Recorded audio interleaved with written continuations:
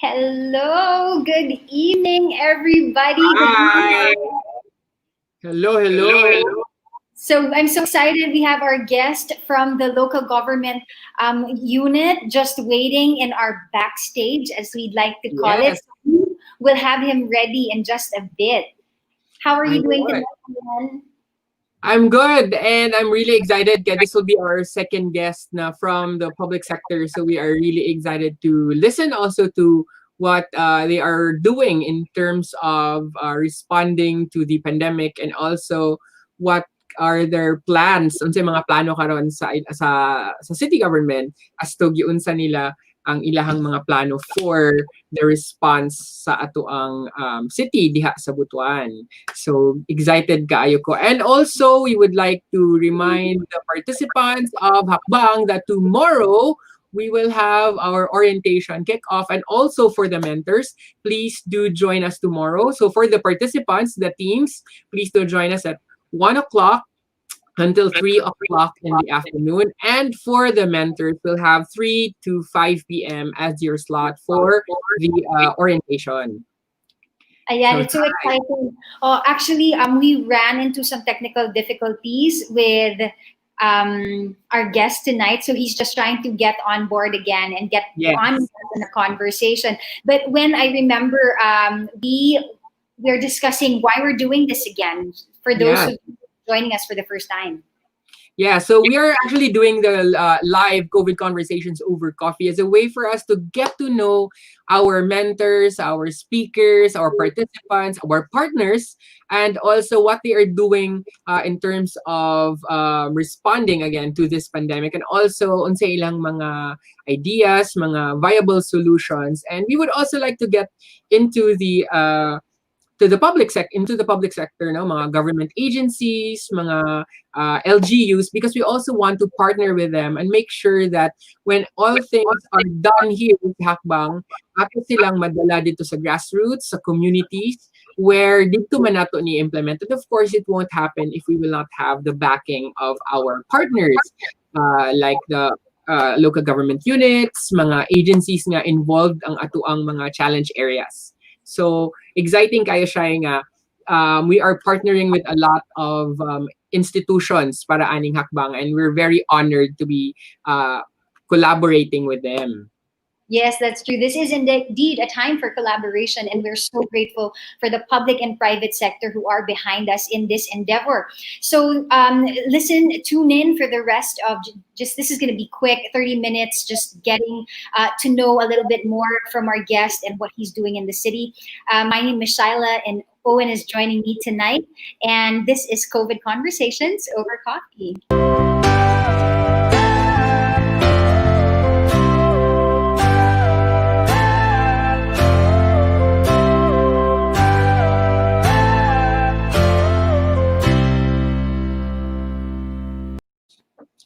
Ayan. So, good evening once again for those who just tuned in and our live stream. So, this is actually our evening edition of the COVID Conversations over Coffee. So, earlier in the morning, we had architect Glory Rose Di Matilia. So she was talking about safe spaces in terms of design, in terms of utilizing existing spaces and how to make it work, especially now during the pandemic. Now we're excited also because later we will be joined by one of the influential people in Butuan. And hi, Joanne. Nakatune in na si Joanne. Thank you very much. Joanne Soliano Sheng. So yun. Atong so Hi. our guest for today, for tonight actually, is also ato pud silang pangutanon on how to create safe spaces na public spaces naman. Kay we are also very kanang aware no nga public spaces are also a hotspot for things like these mga viruses, mga lain-lain nga mga threats. So later on we'll be joined by Sir Ray. Yes, in fact, he's already here backstage. Here na. So he is back with us. So let's go ahead and introduce. Let's let him introduce himself. But we'd like to Yes. show you guys that we already have him here backstage. So let's go ahead and let him join us. Hello. Ayan, connecting.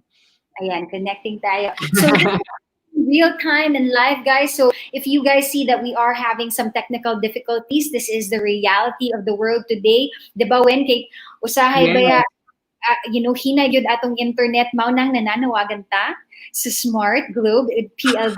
Yeah, so ako actually medyo na-solve na ako akong idea no nga murag ngano man eh. So I need the a LAN. So karon naka-wired na ni Shadow Bagyod. So I'm kind of happy nga medyo okay na ako ang connection. And of course Joanne says that she's watching you guys while having our dinner. So wow. So ano na ta karon di ay no dinner companion. So while nagkape may, nag-enjoy sila silang dinner. So for those who are watching, also please do a shout out naman para we will know nga you are with us tonight. So ako sa day on ang ako ang watch party. Correct. Me also. So if you guys are watching us on Facebook and YouTube, please share it with your friends. Let them know that we have somebody from the local government of Butuan City to sit down and chat with us tonight. I'm not updated with our current numbers when here in Butuan, but I guess the fact that there's no panic, there's no hype. I guess our numbers are still low. I know that Butuan is one of the lowest numbers. Mao nang excited kay ko to have survey kay ganahan ko nang share gyud sila kung unsa may ilang gibuhat nganong kani ang nakitabo sa ato sa Butuan na the numbers are not so high. So again, Sir Ray, if you're still watching us, we're just gonna wait for you. Kabalong may usahay hinay gyud ang atong internet diri sa Mindanao, or even yesterday we had somebody in Manila and hinay ko diyan. No? So mahuwat lang ta sa iya. And for those who are wondering, unsa man gining hakbang, basin nagtuo sila nga this is a TV show, this is a channel, or this is what are we actually? So hakbang is the first virtual hackathon in Mindanao. So while our teams, because this is a 4-day event where teams are going to solve problems related to the pandemic. There are 12 challenge areas and they will choose one. And from there, they will create a solution for only 4 days. Kailangan ma-prepare nila ilang pitch. While they're doing that on the side, because they have a virtual workspace, na dito sila mag-meeting sa ilang mga teammates, they will also be using tools. No? Ang uban ani exclusive tools na gi-provide sa ilaha from our sponsors nga mga IT solutions nga gikan sa abroad. So this is going to be something exciting for the teams. So while they're doing that on the side, kami naman ni Shaila, ni Jerome, and myself, we will be doing broadcast on the side. Now tayong mga live streaming. These are resources, these are inspirations, these are updates of what are the teams are doing, and at the same time these are also inspiration for them and motivation kay diri man atong mapakita i-share man nato sa mga tao ang mga best practices, mga skills, mga learning na pwede kaayo nila magamit, not just for the teams but also for those who are watching at home nga wala naka-register but interesado sila to see changes sa ato ang kinabuhi in the next few years perhaps. So yun, di ba siya exciting kaayo. Yeah. In fact, that's why our viewer John Soleng, who is here practically every day. John, why don't you join us? Make this time I challenge you, Joanne. Challenge, encourage you guys kung kapoy na mo sa walang ginabuhat or basin kapoy na mo sa sigig Netflix or basin so that ang mental health baya when di ba grabe baya karon tungod sa takot na ay kanang anxiety unsa pa man diha para mawa siya ba, maybe it is time for you guys to join Hakbang and be part of the solution. This is a problem solving platform. Mao nang amo siya buhat gyud kining Hakbang para sa mga tawo nagganahan na gyud mulihok para maka adto na ta or makagalaw na ta going to the next normal, right? Yes. And I'm sure there are a lot of great ideas. Wala lang gid sila natagan ng opportunity to share them. And if you think that your ideas, there's no small idea here, your small idea might be the best nga idea. So dili na nato i-discount ang atong mga thoughts. It might sound crazy now, but I'm thinking na actually ngan si John gamay na lang ni nga push. So actually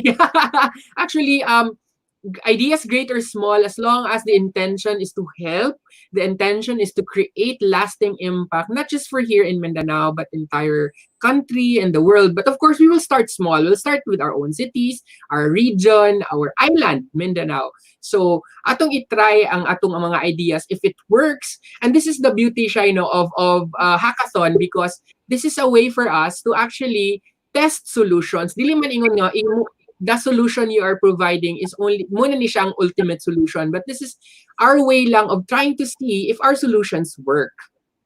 Yes, Yun. exactly. So, ayaw mo kahadlok, guys. Yeah, just join Hakbang, try it out, see if this is something that you can do to actually help be a part of the change. So, our guest is already here. I want to get him on board Yes. already. Let's have him with us. Kay basin mawa na po siya when you come. So, there Hi, you Sir go. Ray. Hello, good evening, Shai, Noel. Good evening to our Hakbang viewers. Good evening.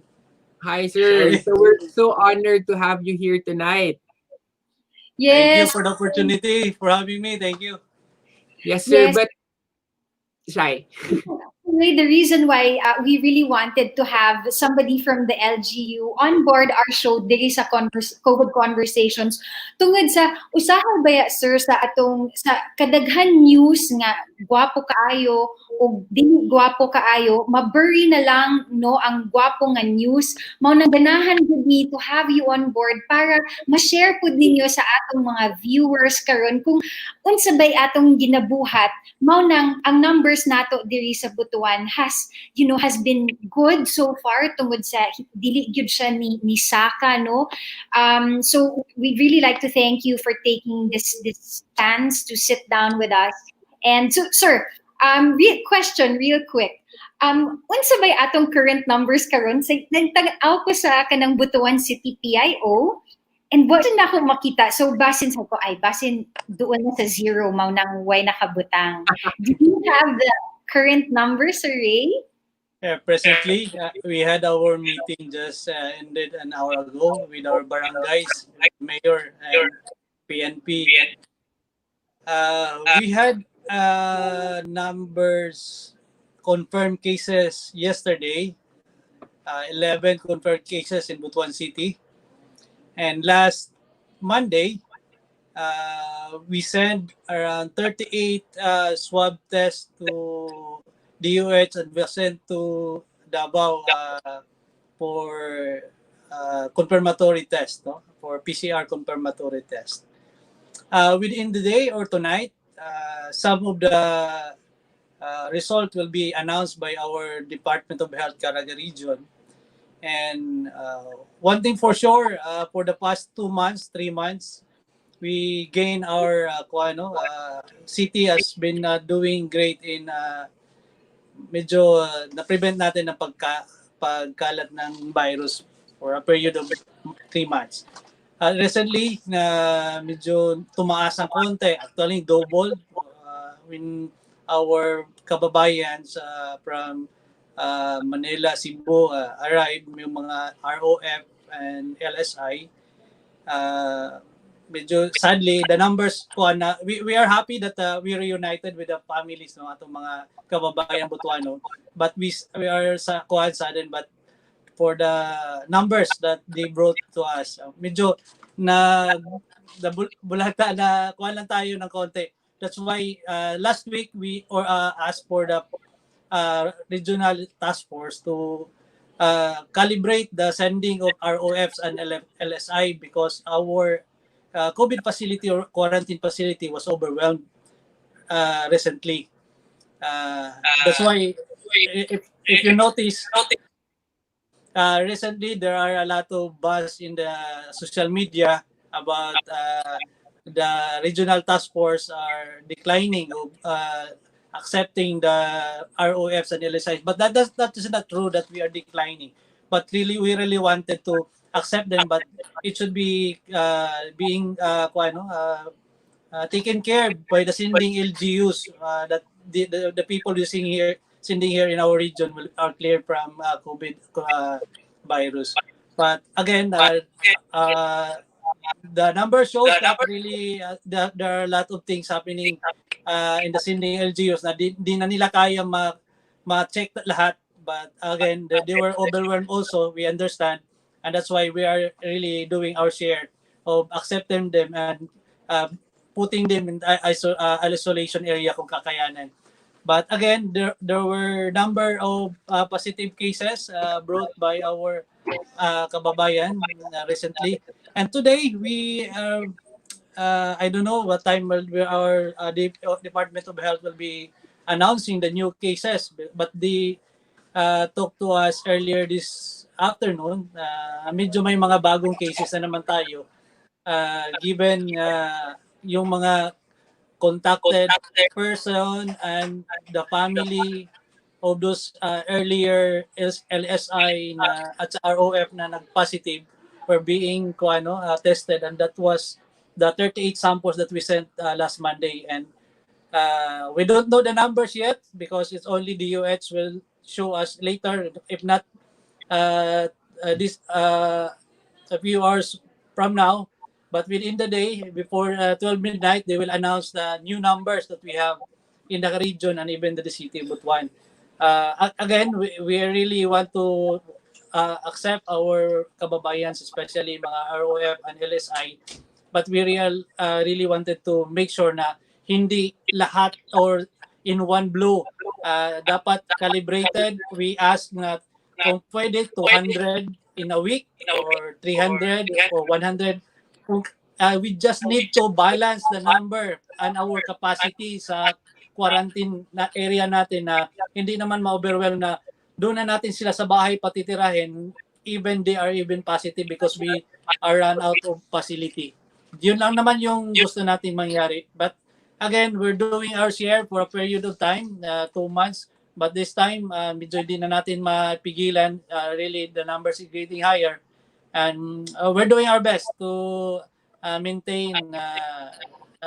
contain this virus in our city.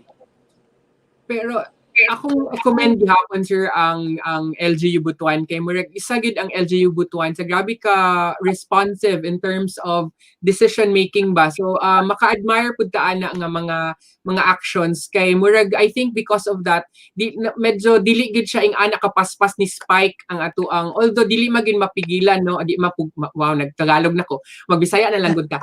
Dili nato dili nato mapugnan nga kanang muad na naman gid tay mga kanang mga stranded elsewhere nga kailangan sad mo uli natay mga di ba so we also have to accommodate them pero naklaro man nakita gyud no nga nagtrabaho ang gobyerno and that is also this is our way also to tell people nga our government is in action di ba kay kuan man ta dinhi kanang we are open to all sides but karon atong ipakita the government is really doing well and also the private sector mo man nga naami karon sa hakbang kay gusto pud namo tabangan ang government ka ma-lessen ang mga worries ba sa tao at worries pud sa gobyerno mo nang nangita og mga solutions through hakbang so muna siya sir ang atong initiative from the side naman pud sa private sector like kami nila Shaila and all our friends and the participants of hakbang we also want to help kay nakita man namo nga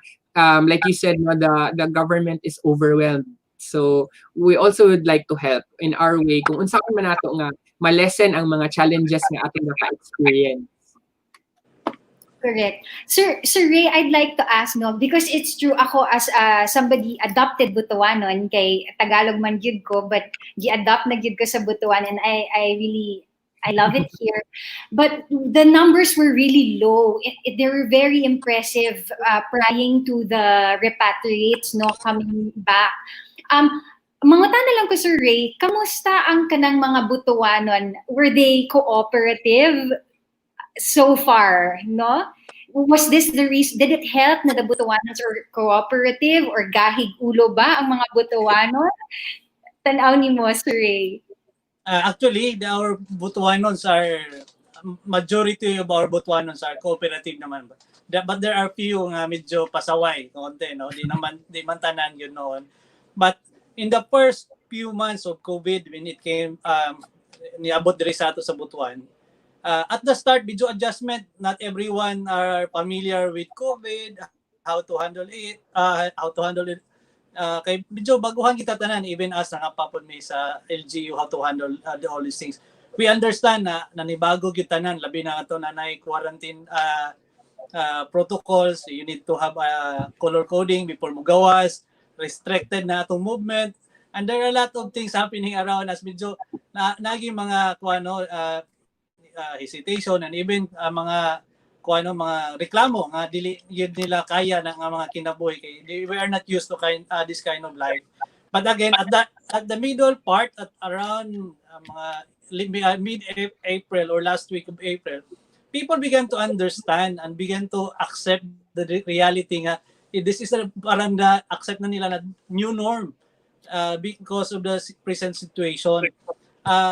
Medyo kuha na gisa na use na ang tao. Again, very happy kay ta nga we were moved to MGCQ because economic activity is getting back. Murag nadawat na nato ang live mga for until middle of May.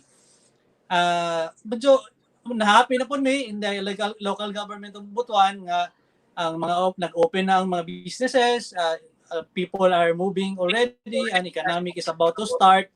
Kay mo man gini among gi-kwan gi-dream sa una. Mayor is always been dreaming the Vietnam model, no? Nakapamilyar ba mo sa Vietnam model nga kung asa ra ang case dito ra na sila, ang katong walay case, let the activity, economic activity move smoothly. Tapos agi-contain lang nila ang mga areas or mga cities nga naa dito ang kuan wala na ginapasagdi, pero kadtong area mga syudad nga wala gi cases, the normal flow of their business day to day nagpadayong yun, ilag yung gi-cordon ang kuan para dili ma-hamper ang economic activity or the regular activity of the city nga walay kuan cases. Pero mo to na contain yun sa Vietnam. That's what they also the mayor's model, diba, na contain na to for about 3 months, 2 months o to. Karon nag-start na atong economic activity. We thought that it was really the start nga mobalik data sa kuan. Kay mao naman gito siya untay new norm na to ang MGCQ. We thought that it was really the new norm nga we have minimum health protocols na lang sundon, then everything is about open. 75% of the business sector or the capacity of our establishment is all open already. And karon medyo nakita na mo ang growth manggod sa atong numbers cases recently. That's why it triggers us to ask for a higher higher nga quarantine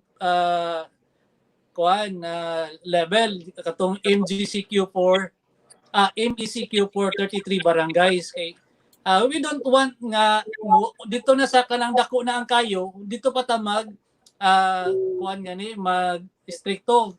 That's why ingon lagi ni Mayor nga kung ang kayo pwede pa mapatay sa kabo nga tubig ato ng patsyon, unlike kung the fire is getting bigger, kinahanglan nato the whole fire station to put out the fire. Mo na magiingon nga prevention is really better than cure. Kay ang prevention is minimal ang cost. Kung mag curative na ta or dito na ta sa kuan nga dako na ang problema, it's really costly and lison na i-handle. It might get out of hand. That's why kung natinga sila nga 11 pa daw ang case sa Butuan, nag-ECQ sa 33 barangays, why are this happening? We really wanted to make sure to contain where is the cases kana para makuha na to ang movement. But when you try to see the new executive order, ang MECQ is being tweaked. Every establishment is open, but only the movement of persons are being controlled. Yeah. Kay dili man siya dili siya practical nga open na tanan, ni ani ang numbers ato increasing. That's why we really wanted to control the movement kay mao man ni ang causes sa transmission, ang movement of people. That's why being in MECQ might help us to contain the movement of people in the area, especially among gi-declare nga mga areas is the densely populated areas, and where also nga naa po diha ang mga positive cases ug among gipa-contact trace nga mga persons. If di notice o makita ninyo, most of these are in the urban areas. Oh, good. Kay I think kuan pod no ang makita mo gud nato nga crowd gabi ka dense no in urban kaning mga barangays near the city center. So I think ma-understand lang gid pud nato nga kailangan gid nato i-limit ang movement. But I guess makaibog pod ang mga efforts sa Butuan because maayo gid kaayo pagka-manage ang situation. So naali na question diri sir.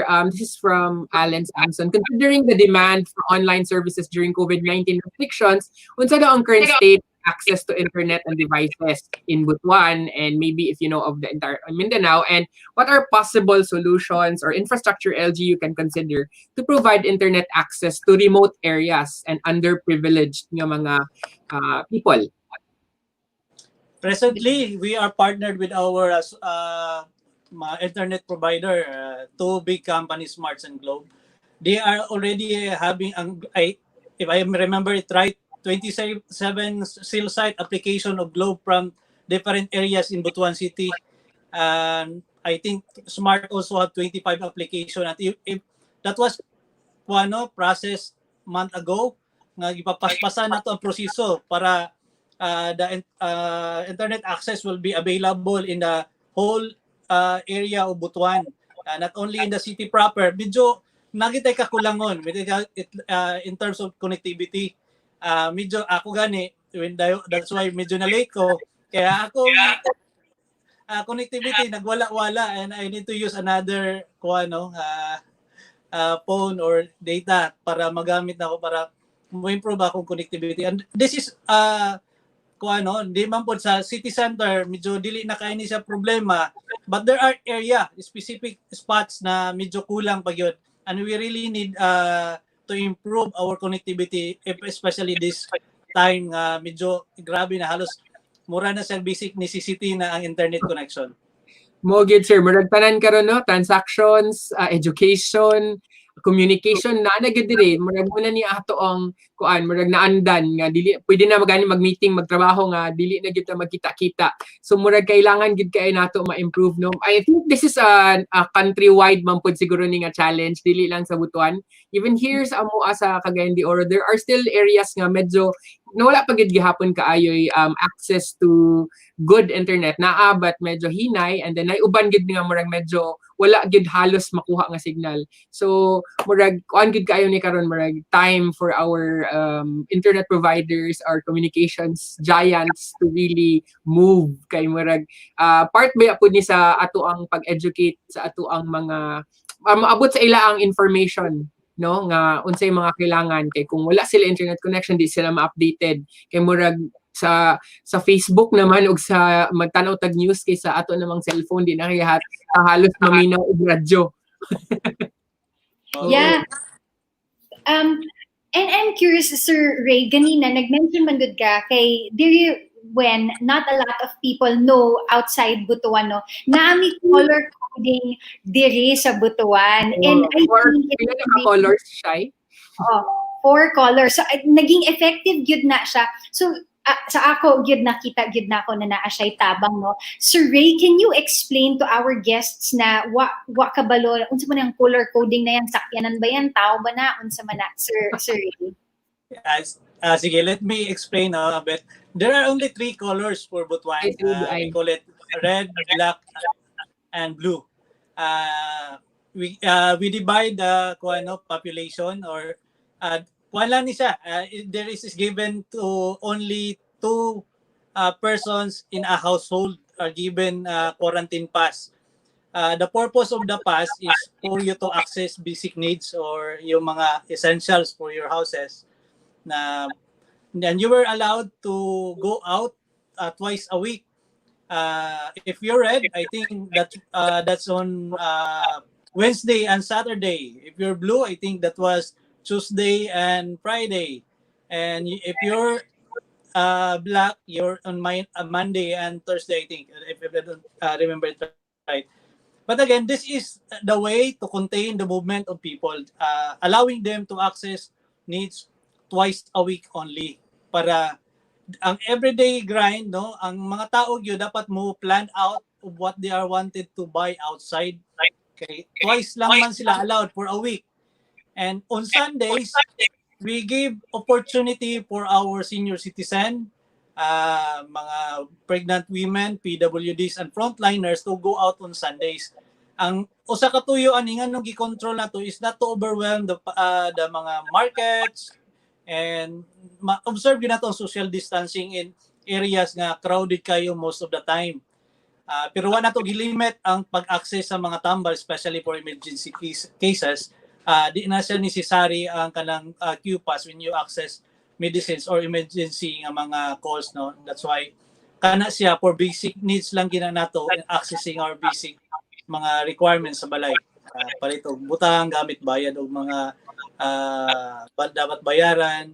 Yeah. That's why twice a week lang we call it color coding, no, na naganitay na buhat ana nga kanang color wars, no, isa ka kuan medyo it gives also life even narata sa balay. Di kay boring because we have our community blue, red, and black. Medyo Yes. Member gani ko ana sir maski na ako diri sa Cagayan.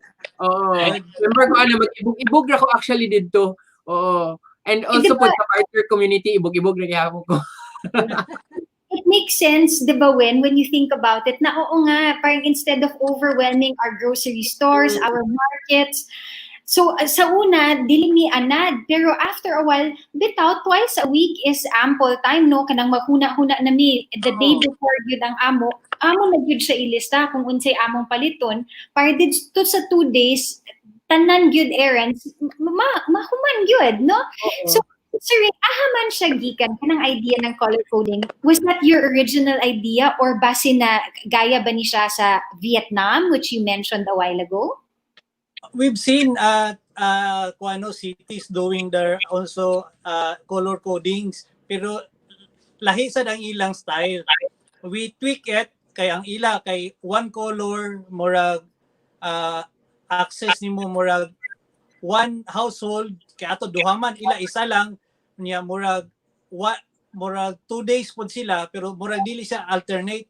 I think that was one of the nakita na mo sa mas efficient siguro if we move this nga dili pod near ang ilang pagkuha kay naman say malimtan pero at least na 2 days lang nga gap pwede ra nimo makuha na yan ang nakita na to. We've just tweaked, no, we've seen other practices from other LGUs in the Philippines, and we also have our own tweak of that. Mo na kanang gibutang nato nga 2 days and alternate every 3 days nga kuha niya. Ang Sunday dapat rest day. We give the time for our frontliners.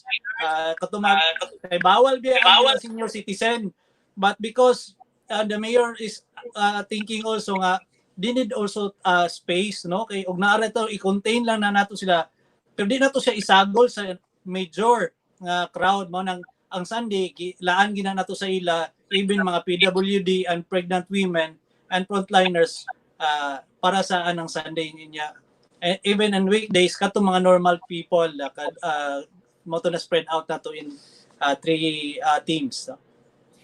Okay, sir, nakay question because we are doing a solution problem solving platform maning hakbang. So if you have a wish list, no, kung nakay wish list og mga ideas nga mugawas nga pwede ka na matabang para makatabang sa challenges nga ka-experience nato sa Butuan.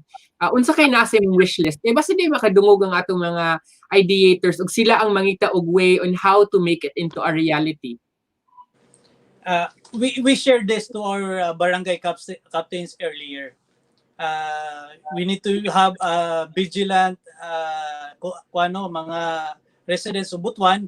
Kung kuan man god passive lang ta, you might not know nga nara sa atong silingan na day ang infected kay recently kung makita ninyo ang atong mga cases is really came from outer places outside Butuan or dito gid sa mga Manila, Cebu, even Davao, and areas where mo nang amo lang vigilance of our constituent or kababayan in Butuan nga if there are people nga nag-abot sa ilang lugar nga i-detect nga na-expose ni siya sa ma-report din nila sa birds And kami magod sa city government, namit mga teams. We got contact tracing teams, napon mi teams in monitoring, napon mi teams sa quarantine facility, and napon mi gitawag nga kanang call first team. One of the mechanism is you call call first on the issues and sometimes mga observation around your basig di alam sa imong balay imong mga silingan, no, kay this is one of the best practice sa uban lugar nga kay kita di pa man ta pareha sa first world country nga nanatay ID system nga monitor na nato mosulod kanus ani abot what they asa siya exposure. Ang kita ang atong gi-tap ani karon katubag yung chismis sa silingan no gikan na si kuan dito sa kuan balay pag-abot wala ba na test basi pwede niya ma-monitor kay this is the way we could monitor our Pilo Butuanon nga naaba siya exposure o nakakuha o na-expose magani siya naaba siya kuno signs and symptoms para ma-address na dito, ma-contain para di na siya ma-spread, no? Kay we really recommend nga mga katugikan og biyahe to stay at home, to observe 14-day quarantine. Kay mao ra magini nga way para ma-contain na to ang pag-spread sa virus, to put them in the house and observe the 14-day quarantine. O walay symptoms nga mugawa sa imo, that means you are free from the COVID virus. Kung naa gani, report right away to us para maagapan din nato di na ka makagawas, imong magawas mabila di makagawas, ma-contain. That's what we do in the early months of COVID in Butuan. That's why na-contain ginato kay sa pag-science pa lang adto na to test na ayo sa mong gawas, just stay at home. Kung di nato kay ilang balay kay gamay kinahanglan na ko nga we pull them out, brought them to our quarantine facility to contain them is the best approach not to spread the virus to every people in Butuan. That's why ang amo lang kinahanglan vigilance of our kababayan, no, mohatag lag report kung naay mga bot or naay mga signs and symptoms kauban sa balay. And not even sila kana kita na mismo, no, kung makabati ta mutawag na tadaan, we might be kuan kay libre man ang atong rapid test, walay bayad ang atong kuan niya, sunduon pag yun mo sa balay, dili na mo kinahanglan mo adto sa ospital kay we don't want also to expose our mga medical workers, no. Ang ato nga kami mo anha dia sa inyo, sunduon mo na mo, dalon mo na mo sa facility where we could test you, and kung mo positive mo we could isolate you so that you cannot infect other people, especially sa imong balay. Maura gyud among gipangayo kay this is the best way to contain the virus is to isolate the most possible carrier. Maura gyud among giusa ka pangayo. So kung amo na siyang i-ano sir, no, sa amo ang mga challengers, amo siyang i-post. So I think ang ilahang kailangan is a system for communication nga effective sa tanan, dali masabtan, dali magamit, and easily accessible. So I think that's one thing na kung pwede atong mahatag sa atong mga ideators kung saan na nila nga makahimo sila maybe an application or a system or a process nga pag naaday kung atong gamiton ning chismis system, so maybe we can come up with a mobile chismis system nga medyo reliable po, dili siya chismis lang. Gani or a tracing system siguro, no, nga tracing the movement of people, but not naman na kanang murag spying on them, but of course for us to be able to put safety first, dili siya atong ano lang gid, no, gitanaw na lang gid nga wala na tay freedom of movement, but para pod for the safety of all. So maybe ato po nang mahatag nga mga options sa mga challengers natin kung unsaon nila na nga matabangan ang government, especially nga ang wish list for example sa Butuan nga gusto gid nila nga matrace or ma-contain, and for people to not be afraid to tell, no, ka medyo karata kong kuan, medyo masakit ko karon ako'y gibati kay mo na, di ba sir, muna karon wala na mag-post sa Facebook og feeling sick.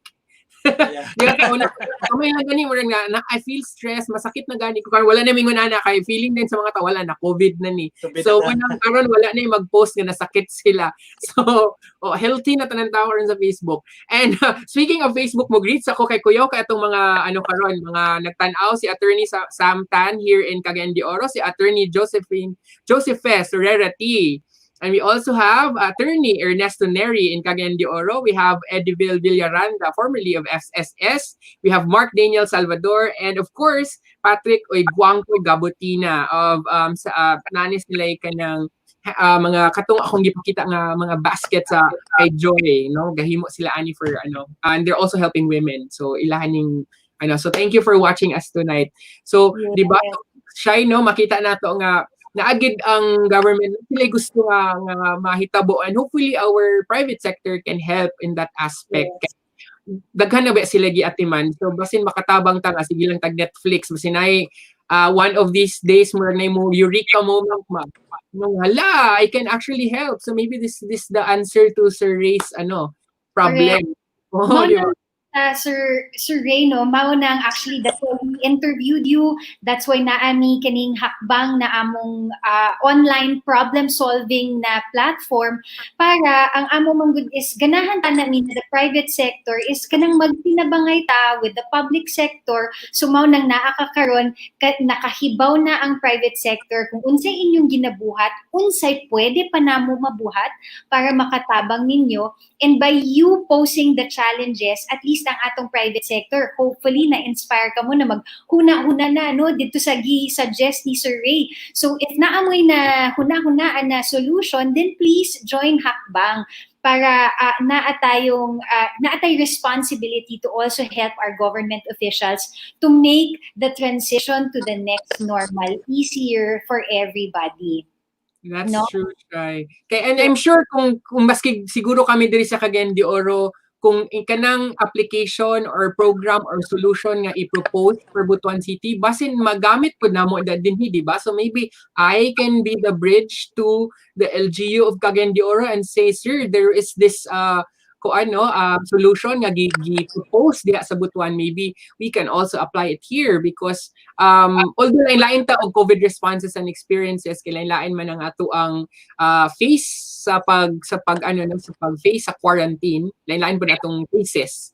So kanang basin lang pod, no? So we're also excited.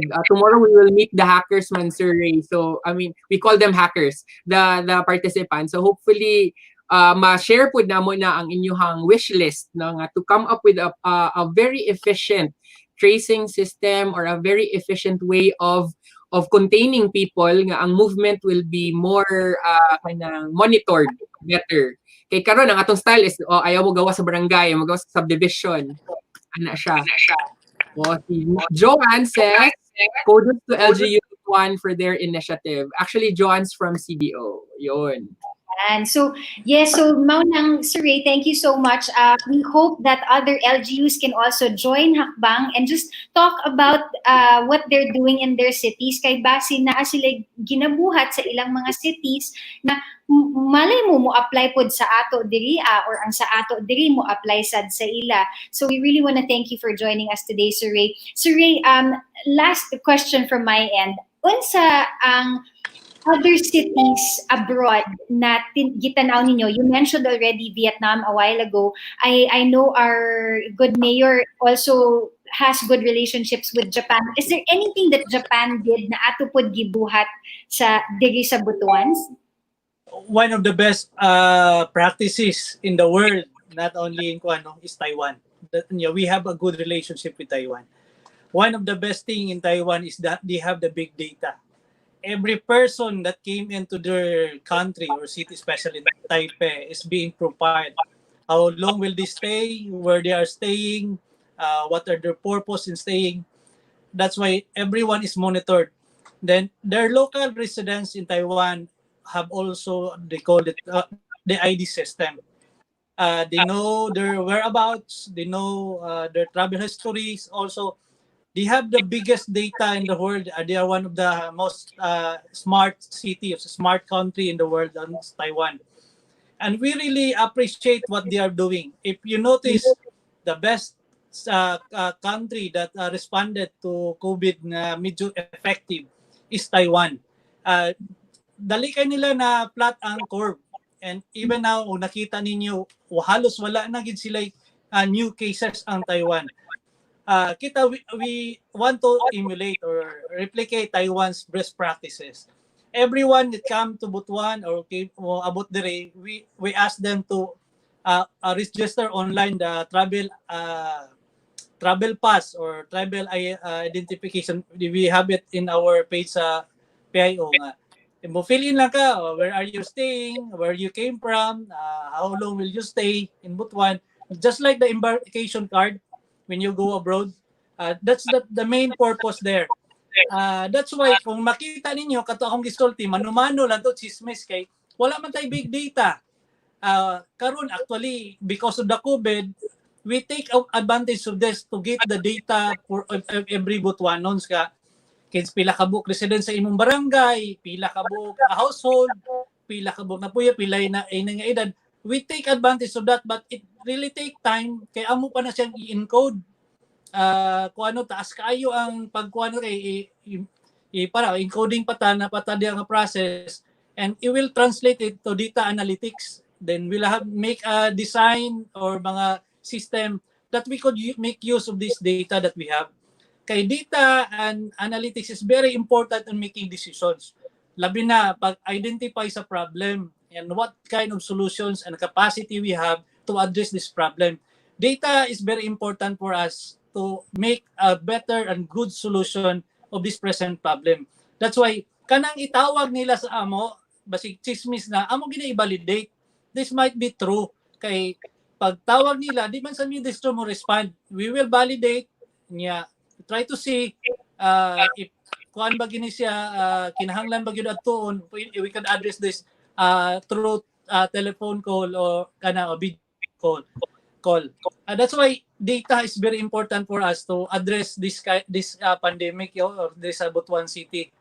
And one of the best practices nga among nakita ang Taiwan yun kay sa ila pa lang, umugawas ka sa ilang area, ma-identify na ka kay kuha naman ka, halos naman sila kuha mo, daily routine.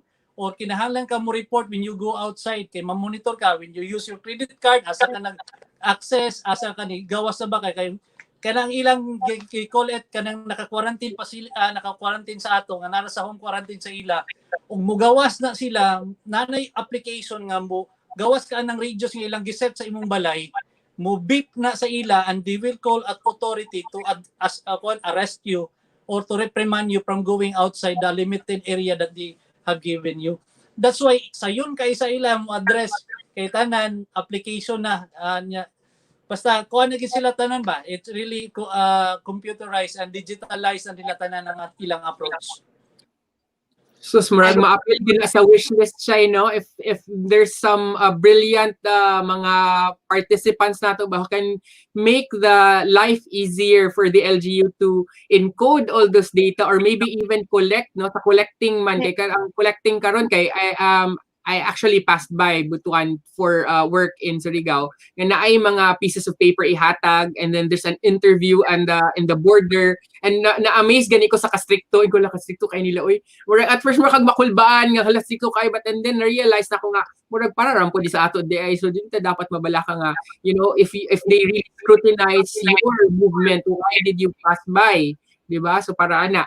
So isa na siya. So maybe, just maybe, no, na ay mga atong mga participants nga mo apil ugma sa ato ang ano, they will be able to see nga oy bisin gwapo sa nino the data collection and also well analytics and how to really process the data and make sure that the data can be used and implemented well.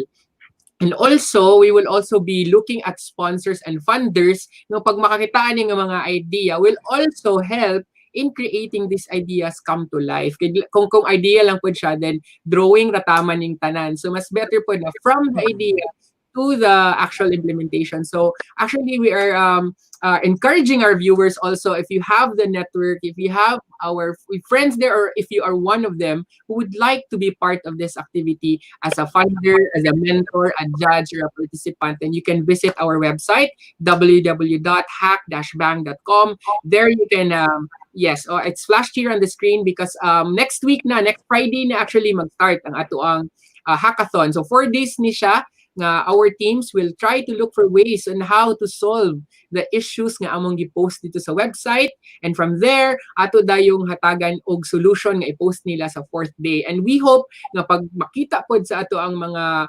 investors, incubators, venture capitalists, they will enable these solutions and make them into reality. Kay of course the way forward is for us to be able to work together. Ayun. So, Shai. We can't do this on our own, and the government cannot do this on their own. So hopefully, no, Hakbang will be that middle ground for everybody to come together, meet, solve the challenges that we are going through, and support one another in our endeavors. So again, please join us. Please, if you believe in what we're doing and you think we should continue what we're doing, please back us up financially, connect us with your network. If you have NGOs that you're connected to who have funding for COVID, who want to help out the third world countries, who can see very well that the Philippines needs help, then please connect with us. Visit us at www.hack-bank.com. And again, we just want to thank Sir Ray. Let's bring him back Yes. on screen. We want to thank you, Sir Ray, for this opportunity. We really want na gyud na ma-inspire gyud ang mga tao na naagyud gibuhat ang Butuan. Mao na proud sad ko na dili gyud ko nagpuyo ron na dili ko, because I used to live in Manila, and I can only imagine what it's like there now na di gyud sila makagawas, walay nature, walay ako makabike na ko, praise God, after being in quarantine for 3 months. So these are small things that I am so grateful for, and I am very appreciative of the local government of Butuan. And hopefully, if you're a local government official watching us as well, and you feel na ang inyong government office is also doing something well, reach out to us. We want to share it with the rest of the Mindanaoans and the rest of the Philippines about what you guys are doing fantastically. There you go. Yeah. So thank you, Sir Ray. Any last Sir Ray, words thank you. tonight? Okay, I would like to thank Hakbang, no, especially and Owen for this opportunity to share, and given also the opportunity for others to help us address this issue that this pandemic that we have been facing. Just get a small sharing. Owen, if you notice yung nag-fill up ka pag sulod nimo, it really help us in the first phase nga na-contain na mo asa to sila. Kaya makibalo naman mi ani sulod asa ni paingon asa gikan. That's very important to us when addressing the pandemic in COVID-19 in Butuan, the data that we have, especially kanang inyong ipangpilapan sa atong control point. And we'd like to thank everyone, especially ang mga fellow Butuan who has been cooperating despite of the delay during travel, no? But this is really for all of us. We might be hampered for a bit, but this will really help us to make our decision making in the LGU better and laser approach. And thank you again for everyone for this opportunity to share our situation in Butuan, and hopefully we could help one another in addressing this pandemic that we've been facing. Thank you again. Salamat sa inyo. Sir, thank you so much, good sir. Ayan, so thank you, Sir Ray. And I just want to say hi to the people who are watching. John Ngo is online. Celasor Luni is watching. Candy Estacio is also online with us. Thank you so much for joining. And to our fellow kababayans, no, I hope this is a time when we can extend a little patience with one another. Our governments are not perfect. The private sector is not perfect. Pero kabalo gid me that if we help one another, if we have these conversations with one another, private and public, then we can get towards the next normal faster and have an easier transition. So Yes. thank you. Always such a good time spending it with you tonight. Like I always say, Shai, we are all first timers in this pandemic. So we are all trying to cope on how to really thrive and survive. So government, private, everyone is affected. So it's just a little bit of understanding kung unsaon nato ni, and we will have to work together for solutions. And yon. So Shai, I think we're And about having said that, we want to thank everybody for joining us tonight. It has been such a pleasure having our guest tonight. Sir Ray Desiata is already backstage. We want to thank everybody for watching. Please continue to support Hakbang. Continue to watch out for what we're doing as well, because we're really hopeful that our participants are going to come up with some of the best ideas to solve these challenges that we are going through. yes. And with that, we want to say good night, everybody. Thank you so much. Everyone, thank you so much to all our friends and everybody. Thank you gyud kaayo kay ni uban mo sa amo karong Friday night here. And we hope to see you on our next episode of COVID Conversations over Coffee. Bye, everybody. Bye,